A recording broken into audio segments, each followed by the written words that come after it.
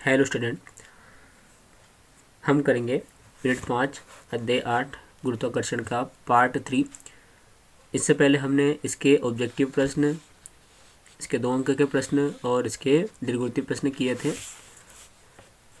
Part 2 में video length ज़्यादा होने की वजह से हमने इसका पार्ट 3 बनाया है। आज हम इसमें सम्मिलित करेंगे क्वेश्चन नंबर 4, 5 एंड 6। चलिए शुरुआत करते हैं। पृथ्वी सतह से किसी पिंड की प्लाइन चाल के लिए सूत्र स्थापित कीजिए। प्लाइन चाल या प्लाइन वेग हमने पढ़ा था कि यदि हम किसी वस्तु को या पिंड को पृथ्वी तल से इस प्रकार से ऊपर फेंकें कि वो पृथ्वी के गुरुत्वाकर्षण क्षेत्र को पार कर जाए और कभी भी पृथ्वी पर लौटकर ना आए, तो हम इसे प्लाइन चाल कहते हैं। तो इसके लिए हमें सूत्र स्थापित करना है। देखिए हम किस प्रकार से सूत्र स्थापित करेंगे। तो सबसे पहले हम मान लेते हैं कि जो पृथ्वी है उसका द्रव्यमान m है और उसकी त्रिज्या r है।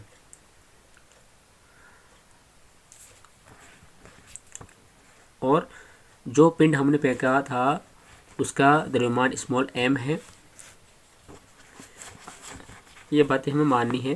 पृथ्वी का द्रव्यमान m, पृथ्वी की त्रिज्या r और जो फेंका पिंड था वो उसका द्रव्यमान m है। तो देखिए हम एक साथ तो उसको पूरा नहीं फेंक सकते, हमने माना ऐसा।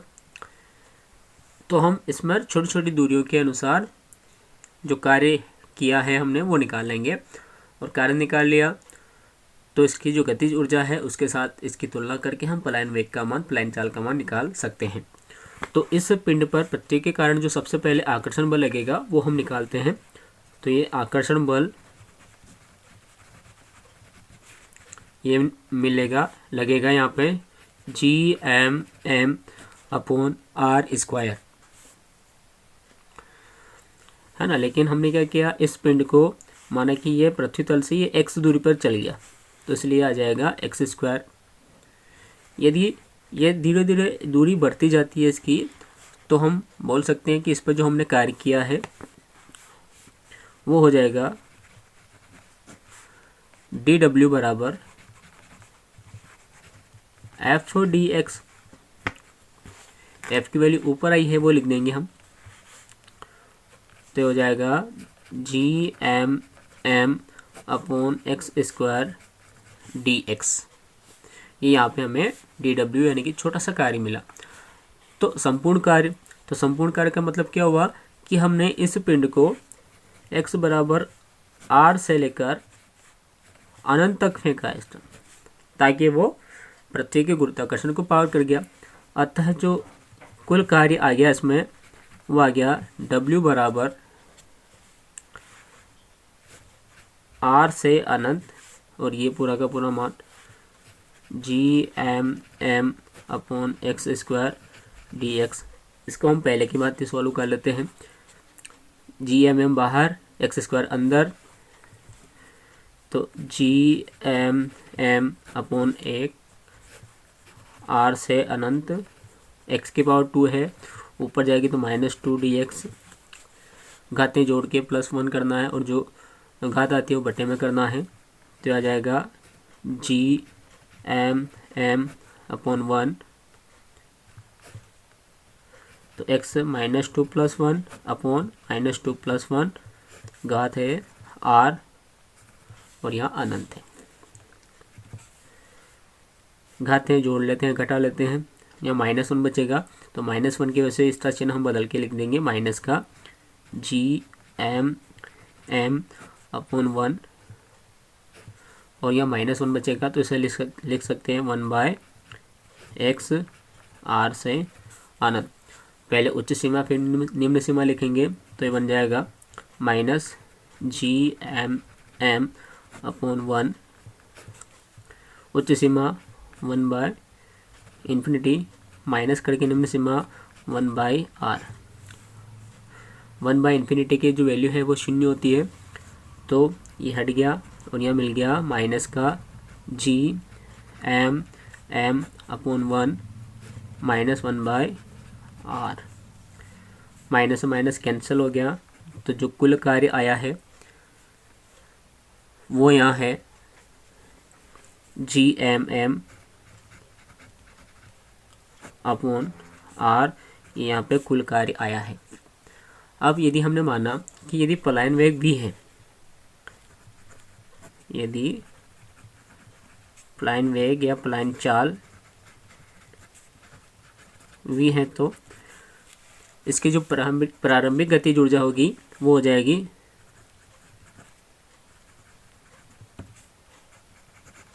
प्रारंभिक गतिज ऊर्जा, ये हो जाएगी 1/2 mv²।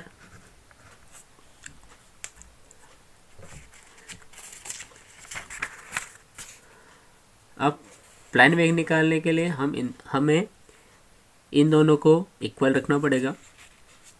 तो समीकरण 1 और समीकरण 2 v के वैल्यू निकाल रहे हैं, तो इसको पहले लिखेंगे, इसको बाद में लिखेंगे। समीकरण 1 व 2 से 1/2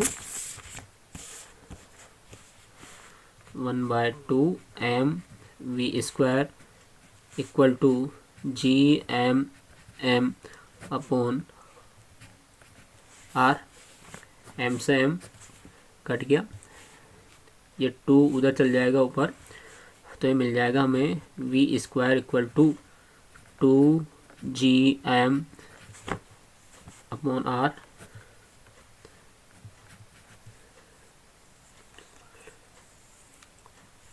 किंतु हम जानते हैं कि G equal to Gm upon r² होता है, इसलिए यदि हम Gm की वैल्यू यहाँ से निकालें तो हमें मिल जाएगा Gr²। तो ये वैल्यू यहाँ पुट कर देते हैं ऊपर, तो हमें मिलेगा v² equal to 2Gr² upon r। इस r से r एक बार कैंसिल हो गया, यहाँ बचा v² इक्वल 2Gr। तो स्क्वायर लगा हुआ है, इधर से स्क्वायर हटेगा, सामने वाले पर स्क्वायर रूट आ जाएगा, तो ये आ जाएगी इसकी कक्षीय चाल, सॉरी पलायन चाल v इक्वल टू √2Gr। यही पलायन चाल का सूत्र है।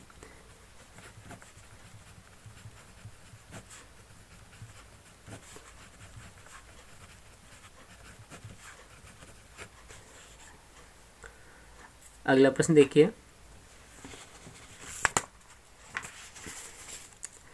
केपलर के ग्रहों की गति संबंधी नियम लिखिए तथा न्यूटन के गुरुत्वाकर्षण नियम से केपलर का तृतीय नियम ज्ञात कीजिए। सबसे पहले केपलर के नियम लिखना है, फिर न्यूटन के नियम के द्वारा, जो न्यूटन ने गुरुत्वाकर्षण का नियम दिया था उसके द्वारा केपलर का तीसरा नियम हमें ज्ञात करना है। देखिए, सबसे पहले हम केपलर के नियम लिखते हैं। तो केपलर ने ग्रहों के संबंध में 3 नियम दिए थे। पहला नियम दिया था इन्होंने कि प्रत्येक ग्रह सूर्य के चारों ओर एक दीर्घवृत्ताकार या दीर्घवृत्तीय कक्षा में चक्कर लगाता है और जिसके एक फोकस पर सूर्य स्थित होता है। हमें बात ध्यान रखनी है कि सूर्य के चारों ओर जो भी ग्रह होते हैं दीर्घवृत्ताकार मार्ग में चक्कर लगाते हैं और एक फोकस पर सूर्य स्थित होता है। दूसरा नियम कि सूर्य और ग्रह को मिलाने वाली रेखा बराबर समय में बराबर क्षेत्रफल तय करती है। सूर्य और ग्रह को मिलाने वाली रेखा बराबर समय में बराबर क्षेत्रफल तय करती है। तीसरा नियम, तो किसी भी ग्रह के परिक्रमण काल का वर्ग उस ग्रह की सूर्य से माध्य दूरी के घन के अनुक्रमणपाती होता है।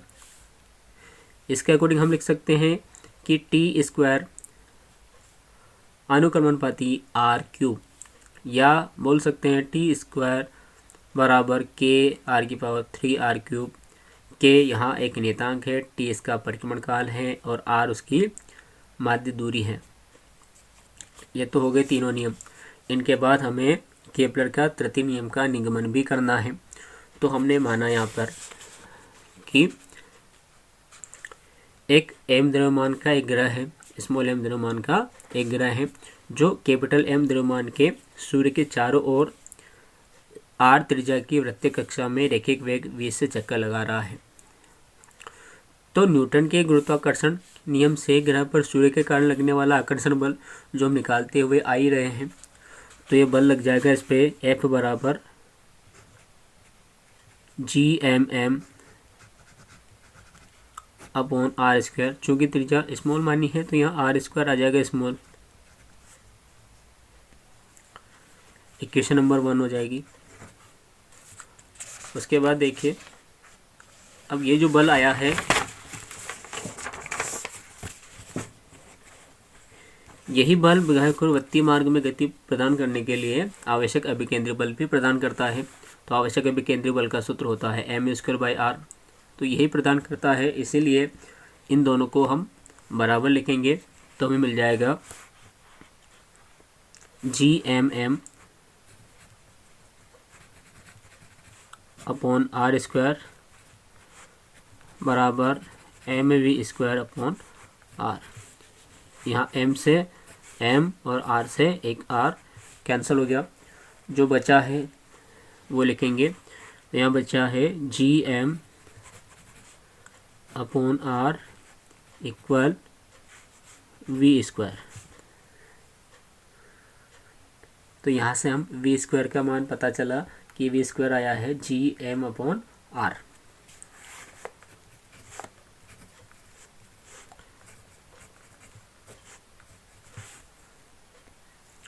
इसको समीकरण नंबर दे दी हमने 2। हमने माना कि यदि ग्रह का परिक्रमण काल t है, माना ग्रह का परिक्रमण काल, यह ग्रह के लिए,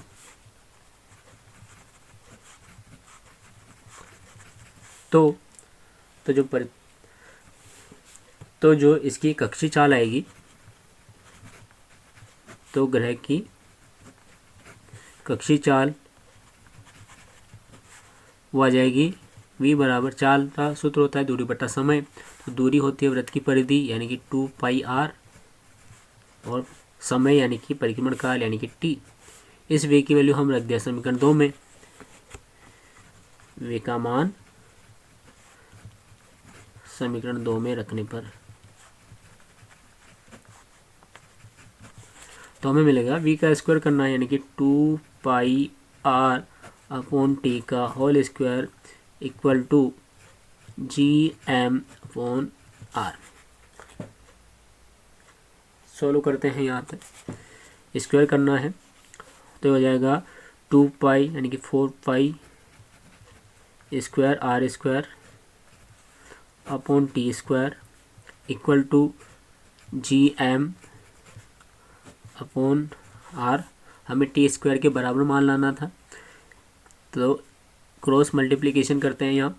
तो हमें मिल जाएगा t square into GM equal 4π square r³।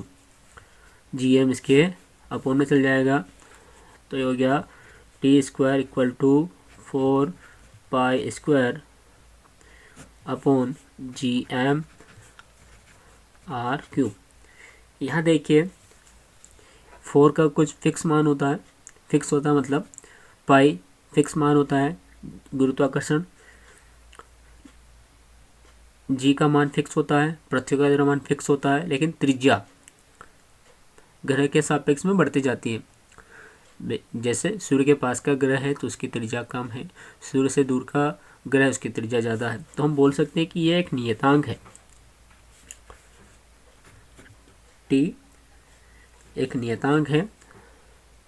तो हम इसकी जगह चिन्ह लगा देंगे समानुपाती या अनुक्रमानुपाती का, और यहाँ लिख देंगे r³। देखिए ये केपलर का तीसरा नियम हमने प्राप्त कर लिया यहाँ पर, जहाँ 4π स्क्वायर अपॉन GM बराबर नियतांक है, और यही केपलर का तृतीय नियम है।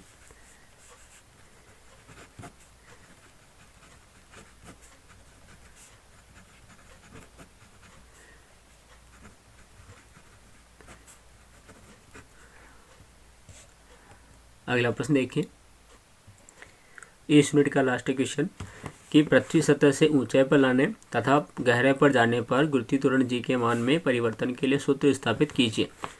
ऊंचाई पर भी जाना है और गहराई पर भी जाना है, दोनों के लिए सूत्र की स्थापना करनी है। तो देखिए सबसे पहले हम करते हैं ऊंचाई पर जाने के लिए। तो हमने माना कि एक पृथ्वी है, हमारी जो पृथ्वी है वो, जिसका द्रव्यमान m है और इसकी त्रिज्या r है। सबसे पहले हम मानते हैं कि m द्रव्यमान का जो कण है वो पृथ्वी की सतह पर है। तो इस पृथ्वी के कारण इस पर जो आकर्षण बल लगेगा वो लगेगा यहाँ पर, आकर्षण बल वो लगेगा F बराबर GM अपॉन r²। और एक बाहर बल लगता है जो होता है F बराबर mg, ये होता है भार बल, या न्यूटन के द्वितीय नियम से लिख सकते हैं सीधा कि न्यूटन के द्वितीय नियम से F बराबर mg। दोनों बल हैं तो ये दोनों को हम इक्वल लिखते हैं, तो हमें मिलेगा mg equal to GM upon r²। m से m कैंसिल हो गया तो हमें मिला g equal to GM upon r²। समीकरण नंबर 1।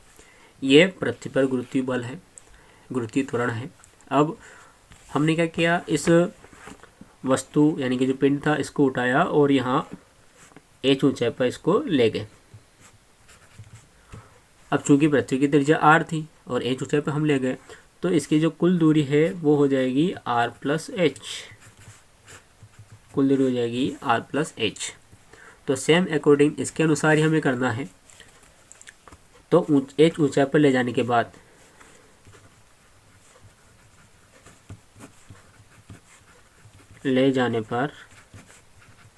लगने वाला आकर्षण बल, अब की बार थोड़ा चेंज होगा इसलिए हमने इसको नाम दे दिया F डैश इक्वल टू, ये हो जाएगा GM अपॉन दूरी का स्क्वायर यानी कि r प्लस h का होल स्क्वायर। और यहाँ पर इसका भार बल भी लगेगा जो लगेगा F dash equal to mg dash. इन दोनों को भी हम इक्वल करते हैं तो हमें मिल जाएगा mg dash equal to GM upon r plus h का होल स्क्वायर। m से m कैंसिल हो गया, हमें मिला g dash equal to GM upon r plus h का होल स्क्वायर। इक्वेशन 2। चूँकि हमें दोनों की तुलना करनी थी इसलिए हमने इक्वेशन 2 में इक्वेशन 1 से डिवाइड कर दिया। तो समीकरण 2 भागे समीकरण 1 से, 2 में 1 से भाग दे लेते हैं। LHS LHS में देना है, RHS का RHS में देना है। तो ये होगा G dash by G equal to GM upon r plus h का होल स्क्वायर अपॉन, ये वैल्यू लिखेंगे GM अपॉन r स्क्वायर। अब यहाँ पर ये इसको हम उलट गुणित कर लेते हैं तो ये बन जाएगा GM upon r plus h का whole square into r square ऊपर अपॉन GM से GM कैंसिल हो गया। यहाँ मिला हमें G dash by G equal to r square upon r plus h का होल स्क्वायर। चूँकि r 2 बार आ रहा है कॉमन निकाल लेते हैं, तो G dash by G equal to r square upon, इन दोनों में से r कॉमन निकालना है। इसमें से तो r है तो r तो हमने बाहर लिख दिया, r में से r कॉमन लिया तो यहाँ 1 बचा। अब h के पास तो r ही नहीं है तो हमने क्या माना कि इस h में r से गुणा भी कर लिया और r से डिवाइड भी कर लिया। तो जो गुणे वाला r था वो तो बाहर आ गया, जो इसके बटे में है अपॉन में वो r यहाँ बच जाएगा। अब चूँकि हमने r निकाला लेकिन घात यहाँ 2 लग रही थी तो इसकी घात क्यूब भी 2 आ जाएगी और r स्क्वायर से r स्क्वायर कट जाएगा, 1 बचेगा। तो यहाँ हमें मिला G dash upon G equal to 1/1 plus H by R का होल स्क्वायर। जी उधर भेज देते हैं मल्टीप्लाई के रूप में। तो यहाँ फाइनली जी डैश यानी कि गुरुत्वीय त्वरण जो मिलेगा वो आ जाएगा G dash equal to g/1 plus H by R square. तो इसका मतलब हम बोल सकते हैं कि ऊंचाई बढ़ने के साथ साथ गुरुत्वीय त्वरण के जो मान है, गुरुत्वीय त्वरण के मान में परिवर्तन होता है और ऊंचाई बढ़ने पर ये मान घटता जाता है। अब सेम प्रोसेसिंग कर लेते हैं हम गहराई पर जाने के लिए। देखिए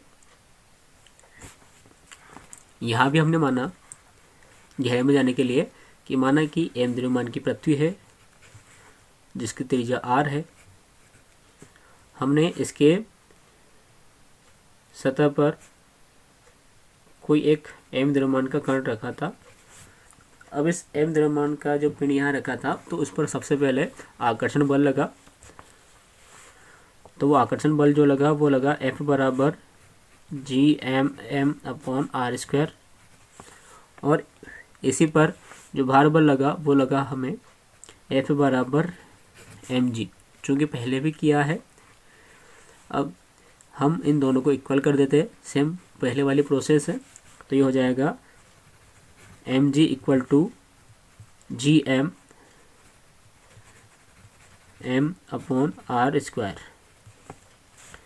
m से m कैंसिल हो गया तो यहाँ हमें मिल गया g इक्वल टू Gm/r²। अब देखिए चूँकि हम गहरे में जाएंगे तो गहरे में जाने के लिए हमें इसमें गड्ढा करना पड़ेगा, तो इसके आयतन में कुछ ना कुछ परिवर्तन तो होगा। तो हमें इसका आयतन निकाल लेना है। तो आयतन निकालने के लिए हम यहाँ द्रव्यमान को चेंज कर देंगे। तो चूँकि हम लिखेंगे यहाँ चूँकि पृथ्वी का आयतन, तो पृथ्वी का घनत्व निकाल रहे हैं अपन, सॉरी पृथ्वी का द्रव्यमान हमें बदलना है। तो पृथ्वी का द्रव्यमान, तो इसका फॉर्मूला हो जाएगा पृथ्वी का द्रव्यमान बराबर पृथ्वी का घनत्व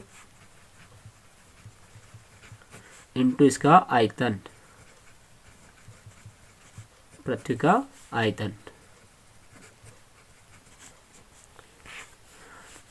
तो घनत्व हमने डी मान लिया इसमें। तो पृथ्वी का द्रव्यमान m इक्वल टू घनत्व हमने डी मान लिया, पृथ्वी का आयतन, चूँकि पृथ्वी गोलाकार होती है तो गोले का जो आयतन होता है वो इसका आयतन का फॉर्मूला बन जाएगा। वो होता है 4/3 पाई r क्यूब। तो हमें यहाँ से ये मिला, इसको सही क्रम में जमा लेते हैं, व्यवस्थित कर लेते हैं। तो ये हमें मिल जाएगा m equal to 4/3 pi dr cube. तो अतः जो g है वो आ जाएगा G/r² इंटू 4/3 पाई dr³। इस r² से ये r³ एक बार कट गया तो यहाँ r केवल एक बार बचा। तो हम लिख सकते हैं यहाँ कि g equal to 4/3 pi GdR।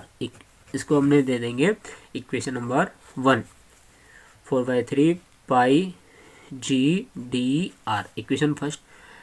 अब हमने क्या करना है कि हमें जाना है पृथ्वी के केंद्र की ओर, यानी कि हम यहाँ गए h गहराई में, ऊंचे पे जा रहे थे तो दूरी बढ़ रही थी, लेकिन गहराई में गए तो ये दूरी कम होगी। तो यहाँ से यहाँ तक जो दूरी बची है वो बची है r-h। सेम हमें इसी प्रकार से करना है। यहाँ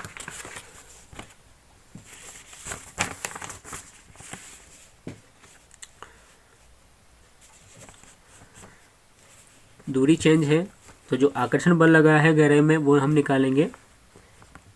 h गहराई में जाने पर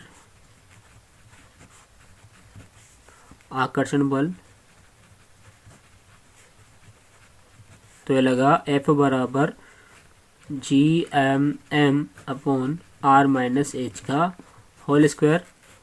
और यहाँ डैश कर देंगे और यहाँ पर जो बार बार लगेगा वो लग जाएगा एफ डैश बराबर एम जी डैश। दोनों को इक्वल करेंगे तो यहाँ मिलेगा M G dash equal to G M M upon R minus H का होल स्क्वायर। एम से एम कट गया तो यहाँ से जी डैश की वैल्यू हमें प्राप्त हुई G M upon R minus H का स्क्वायर। अब गहरे में हम गए तो गहरे में केवल ये परिवर्तन हुआ कि इसकी जो दूरी थी वो कम हो गई, आर माइनस एच हो गई।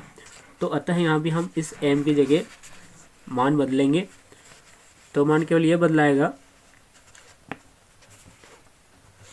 कि पहले आर था तो आर क्यूब आ रहा था, अब की बार आर माइनस एच है तो आर माइनस एच क्यूब आ जाएगा। तो हम लिख देंगे यहाँ G dash equal to G M G upon R minus H का होल स्क्वायर इंटू सेम ये लिखेंगे, खाली आर की जगह आर माइनस एच लिखना है। 4/3 pi D R minus H की पावर 3। इसको सोल्व कर लेते हैं। 2 पावर से इसकी 2 पावर कटी, 1 पावर बची तो ये बच गया G dash equal to 4/3 pi D जी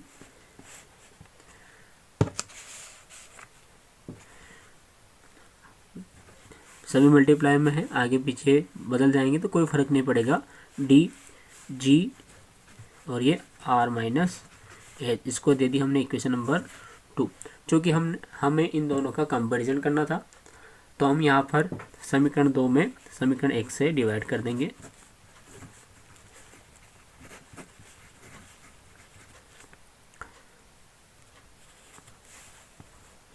समीकरण 2 डिवाइड समीकरण 1 से। तो समीकरण 2 अपने पास है जी डैश, समीकरण 1 में G equal to 4/3 pi D G R minus H upon अपने पास समीकरण 1 से 4/3 पाई डी जी आर। अब यहाँ पर 4/3 से 4/3 कैंसिल हो गया, पाई से पाई कैंसिल हो गया, डी से डी कैंसिल हो गया, जी से जी कैंसिल हो गया, केवल ये बचा R minus H upon are.